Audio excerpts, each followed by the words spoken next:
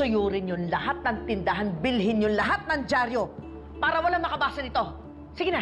Eh, ma'am, paano po yung sa social media? Bumili kayo ng loan. Mag-research kayo, alamin nyo kung sinong may-ari nitong dyaryo ito at kakausapin ko sila. Sige na, bilisan nyo na! Opo, opo. Pa? Are you here? It's Papa. Sir, Nasa meeting yung daddy mo. Anong kailangan mo? Ama, pakibigay na lang tong copy ng sworn statement ko. What's that you're hiding?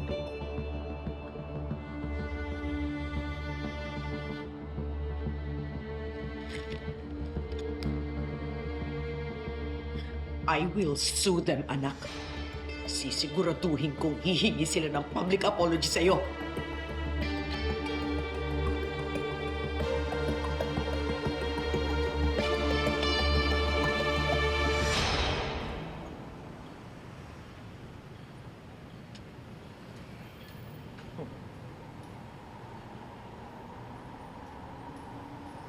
Masyado kayo? Oh, Vanessa.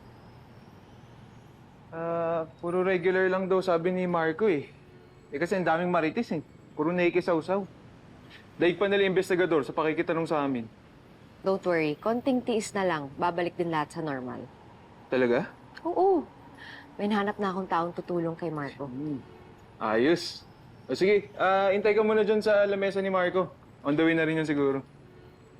Pasensya na pala. Ang daming alikabok, di ko nalinisan. Hindi, okay lang yan. Ayoko kasing lumalapit dito eh. Pag may nawala, ako pa masisisi. Coffee? Soda? Hindi na, okay lang. Sige na. Sige. Ay, Marco, ang kalat. Ano man talaga.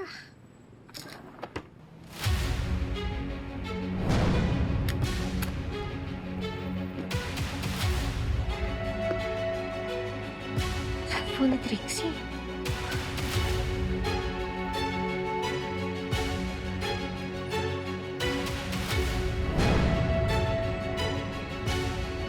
Cellphone ni Trixie.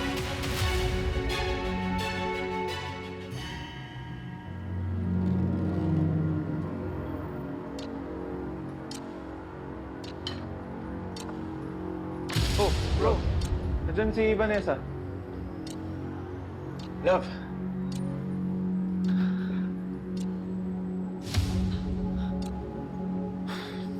Love, thank you. Thank you, you're the best. Sobrang saya ni Dad sa news mo. Sa mga nahanap yung witness, gusto ko siya ma-meet. Alam mo, Love, we should celebrate kasi finally makiklear na yung pangalan ko. Papatunayan ko na sa'yong wala akong kinalaman sa pagkawala ni Trixie. Love, is everything alright? Wala ka ba talagang kinalaman? Yes? Di ba, sabi mo nakausap mo yung witness? Siya yung magpapatunay na wala akong involvement dito. Eh bakit nasa itong cellphone ni Trixie?